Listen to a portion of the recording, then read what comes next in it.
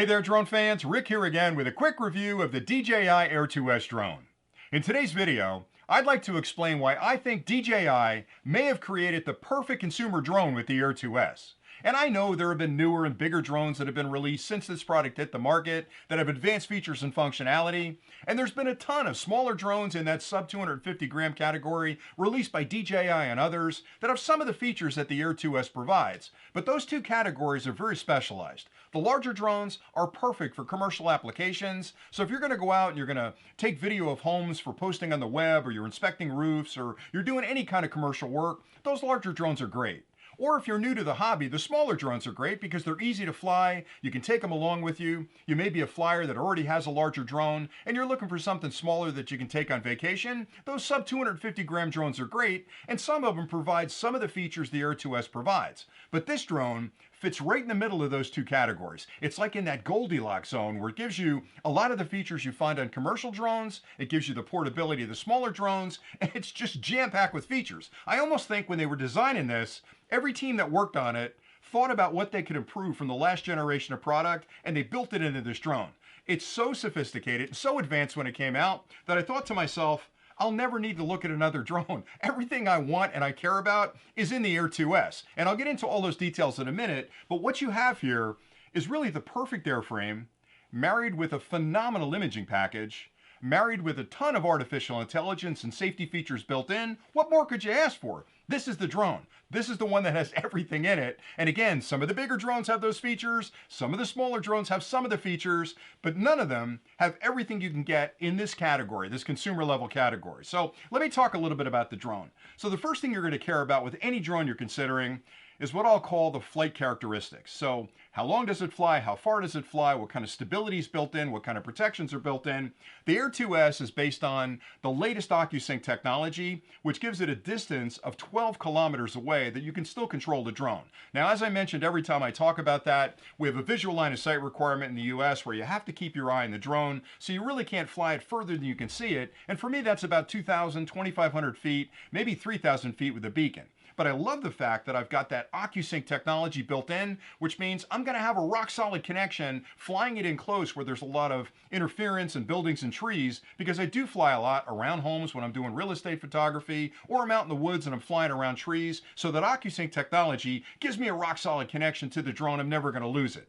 It'll fly for 31 minutes. Now that's not the longest flight time by any measure, but it's really easy to pop out a battery, and you've got a fairly large sized drone here, so it's a bit heavy. So a single charge will give me up to 31 minutes of flight time. That's plenty of time to get out on a target, make sure I've got my framing right, spend a little extra time filming a little extra footage that I'll make sure that I've got the image that I need, or take a couple extra pictures. So 31 minutes is plenty of flight time. It's also got 4-directional obstacle avoidance built in. So the drone actually builds a bubble around the outside of the drone. So if you're flying through a really crowded area, a lot of trees, a lot of branches and things like that, the drone will actually see those and prevent you from hitting them. That's pretty phenomenal. So the safety features built into this, I don't want to say they make it crash proof, because the minute I say that, somebody's going to crash the drone into a tree, but it gives you a level of protection that you don't find in other drones. There's also an artificial intelligence feature built in called APAS, and I'll talk about that when I get into the AI stuff, but APAS basically lets the drone analyze the area in front of it. So it's looking in front of the drone with a pretty wide field of view, and it's looking, instead of things that are solid where it wants to avoid hitting them, it's actually looking for holes. So when you're flying into a very complex environment, the APAS feature kicks in and it finds the holes that the drone can fit through. Not just holes, but holes that are big enough for the drone to actually navigate through. So again, it's like a co-pilot inside the drone that's looking in front of you, and if you're goofy and you start flying too close to a tree, it's going to slide over and find that hole to move forward. If it can't move through the environment because it's too dense, it'll actually stop. But that APAS is absolutely amazing, and it's based on artificial intelligence. So the flight characteristics are phenomenal in this. The next thing, and probably most important thing you'll care about, is the imaging package, because the reason you bought it is you want to have a DSLR camera up in the sky. Well, the Air 2S was one of the first drones in this category at this size to have a 1-inch sensor. Now, a 1-inch sensor is super important because it gives you a bigger imaging sensor behind the lensing to capture more information. So it's really good in bright environments and dark environments. It's collecting more information. But the other thing they did with this drone, which is something not a lot of people focus on, but you really should, is the imaging sensor is only only part of that whole imaging package, because the information that's collected at the sensor has to get back to the processing element. And to do that, it's got to have a very high speed pathway from that sensor back to the imaging processor. This one can move that data at 150 megabits a second. That is incredibly fast, which means you can capture a lot of information, get it back to the processor, and run the processing against it. So you get some incredibly good video and amazing pictures out of this product. So it flies well, takes great pictures, records great video. What else has it got? Well, it's got a ton of features built in, because DJI's been building drones for a long time, and they've always focused on the artificial intelligence inside the drone. So one of the things they've built in is the ability to, with the touch of a button, fly a ton of different patterns. So you can actually have it circle you, you can have it fly away from you and ascend, you can have it chase you through the woods, because it's got the ability to zero in on a person or a car or a guy on a bicycle and chase you through the woods. All of those things are built in. So for new flyers, it could take you a little bit of time to master the skill of spinning around a silo out there in the field using the joysticks, and that's something you should work on. But knowing I can hit a button on the application and have it automatically circle around the silo and capture that amazing footage really quickly for me is an amazing feature, and that's just one of the features built in. The drone also has the ability to really take care of the imaging once it's done. So once you've created this beautiful footage out there in the field, the application will help you edit that footage as well. So you can very quickly cut out the pieces that matter, put those in a really nice little film reel, and then post that to your social media network. So they've thought about a lot of things that really matter inside the drone.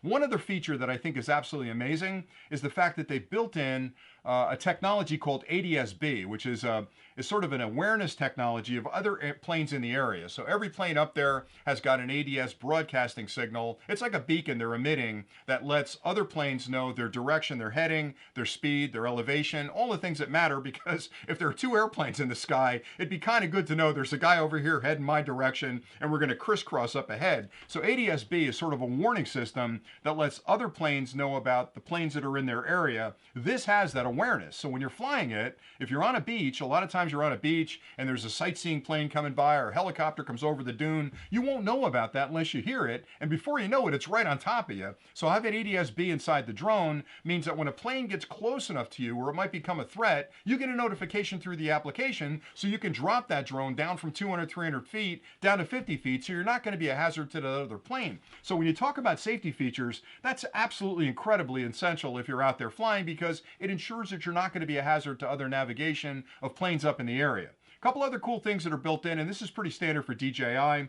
There's intelligence inside the drone that's constantly monitoring the connection with the controller. If it loses the connection, which is super rare, unless you're flying it too far away, the drone at that point, if it's lost connection, will go into automatic return to home mode, where it elevates to a height that you can set in the application. It spins back to face the home point. It flies back at that height and lands exactly where it took off. If there's something funky happening with the batteries or the gyros or anything inside the IMU, any of the electronics inside the drone, if it starts to get a little wacky, it thinks, okay, I've got some issues with the drone, I'm going back home. It instigates that return to home. It's got a return to home button on the controller, so if you're out there flying and for whatever reason you lose sight of the drone behind a stand of trees and you're not sure where it is, you can instigate the return to home from the controller.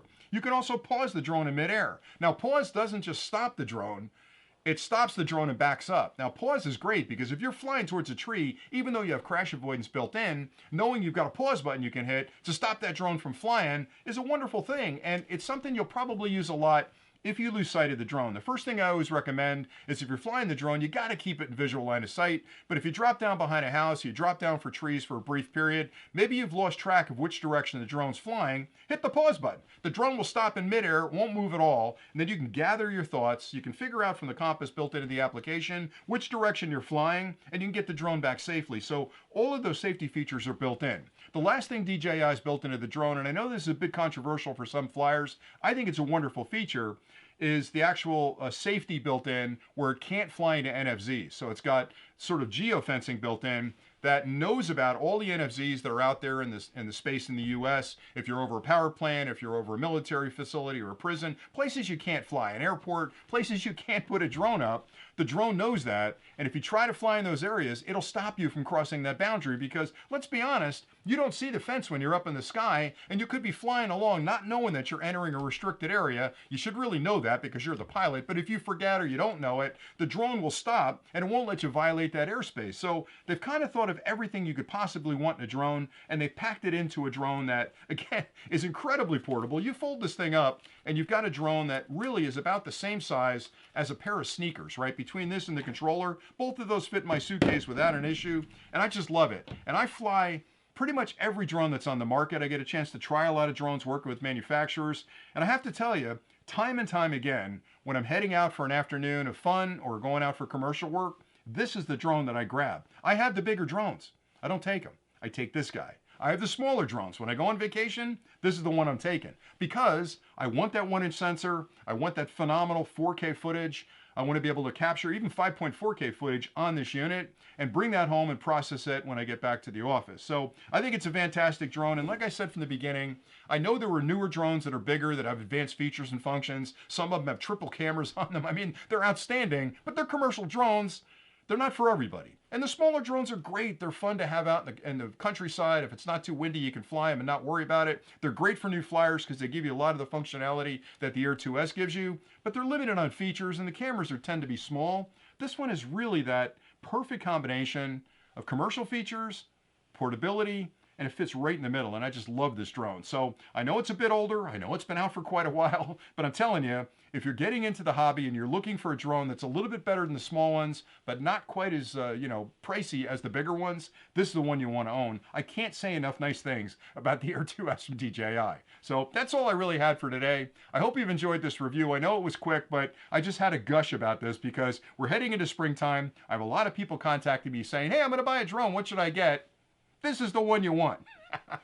Anyway, that's it for today. Thanks an awful lot for watching. I hope you found this helpful. And until next time, as always, stay nerdy.